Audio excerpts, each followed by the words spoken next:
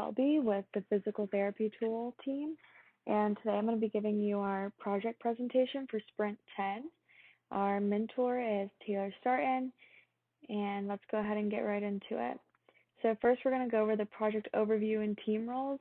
Our main goal was to create a physical therapy tool that allowed providers to define the therapy plan and then allowed patients to go through that physical therapy plan from their providers in a convenient way. Our targeted success criteria included reducing the patient's time spent within the recovery stage, increasing participation, and increasing virtual engagement as well as physical engagement, and increasing patient satisfaction for this tool in relation to other previously leveraged solutions. So this is our team members, and we each have provided different contributions to the app. On the research side, the first thing we did was product research, looking at the context in the marketplace. So we looked at current applications that were in the top for physical therapy, and we looked at strengths of those applications as well as areas where we could differentiate. And using this information, we were able to start building our ideas for the app from there. After looking into that, we started to get into the provider needs. So that included immediate access to patient electronic health records, and the ability to work quickly, and the ability to work between patients easily. On the other side, we were looking at patient needs, which included system accuracy as well as interactive components to the system, including videos or possible links, and then of course secure access and easy convenience for use of the system. So after looking at the first two sides of our research, we went into doing product research on the business case in this current market. So basically, physical therapy is expected to grow, and especially within everything happening right now, telehealth is growing very rapidly as well. So there's no reason why physical therapy shouldn't be going into telehealth along with it. You can see here there's a couple more statistics that just go ahead and prove that there is a good case for this application to exist. And then finally, we did user interviews. So we interviewed a physical therapist who gave us her main needs and wants for the app, as well as a PT patient who did undergo physical therapy in person and at home. So on the provider side, a couple of the needs and wants are here. It should help with clarity and effectiveness, and it should save time for herself and the patients. And then on the physical therapy patient side, it would save him, he mentioned it would save him the drive, and he liked that it was a web app, so he wouldn't have to download anything. So once we got all of our research done and started developing, we have the application at the point where it's at now, which we're going to go over some of the product features here. So the product features include customized therapy recommendations and a centralized dashboard, a virtual communication system, the ability to view treatments on a calendar, consistency and provider notes, the ability for providers to view all patients within one location, and to create a new plan with medications and exercises. So with that being said, we worked on that through a specific deployment pipeline where you can see the architecture diagram here. We have the client-facing side, and then the front end, back end, and database server. You can see our protocol for communications as well. We have that here for the PC and front end, and then front end, back end, and database as well. So here we have the tech stack and high-level design. All of our Fire data is stored at HappyFire. Everything else, we go over this a little bit more in the PDF, but we basically also use PostgreSQL to store user info as well. MD5 is used to store the password. Everything else is pretty much in relation to the tech stack and high-level design is going to be expanded upon in the PDF.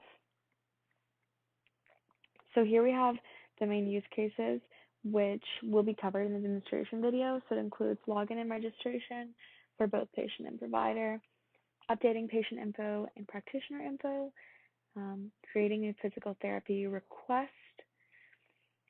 The task includes patient info and condition info, and the practitioner can query all task and patient info. The practitioner can write a therapy plan for each task. Once he's done, the task will be completed. The patient can then query all of his or her own tasks.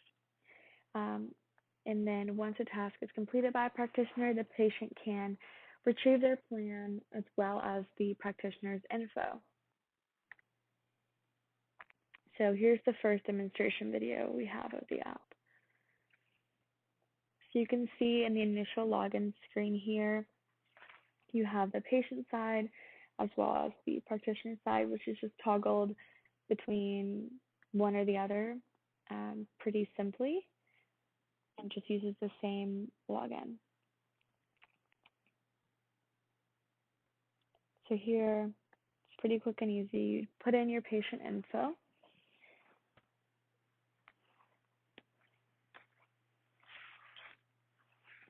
So once that's updated, you go back and you can start a new task.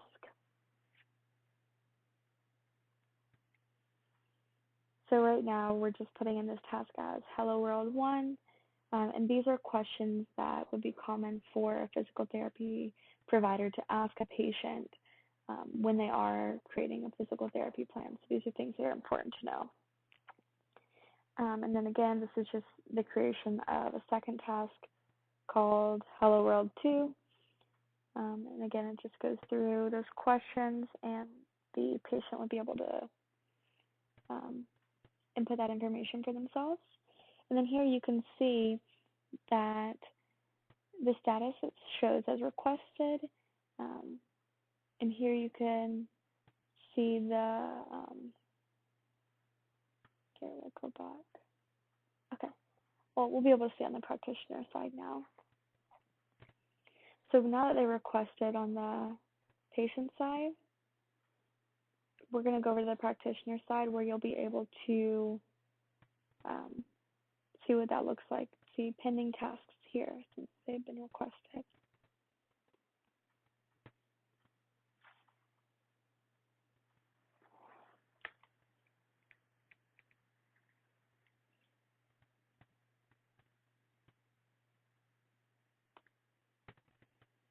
Okay.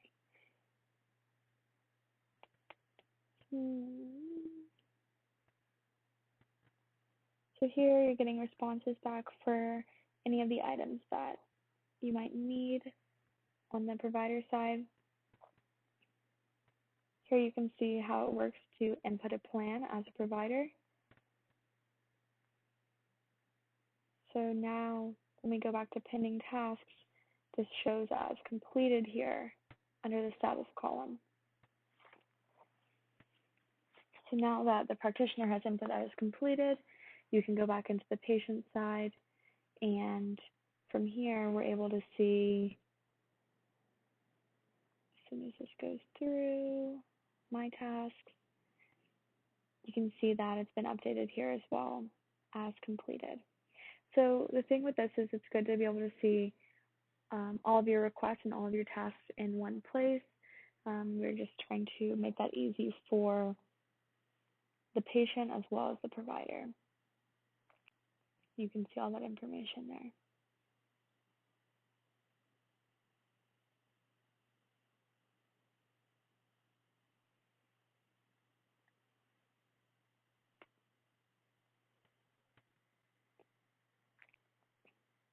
Finally, here we have the test system and some of our backend information.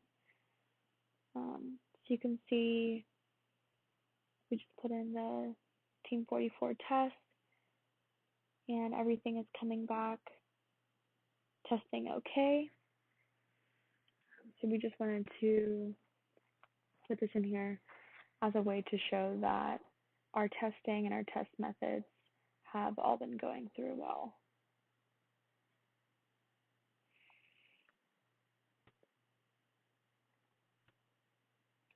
So we were able to complete one usability study using 3 tasks. Some of our main findings were that clarity could be increased. A positive was that it was quick and it seemed familiar. And the user thought that the system had a light cognitive load but could be more visually appealing. Some of our challenges included time and resources, and the fact that we were only able to interview one user on the patient side and no provider side users due to coronavirus. These are some concepts for increasing the usability and UI of the provider side. So on the provider side, you can see the treatment plan is very customized here and makes a lot of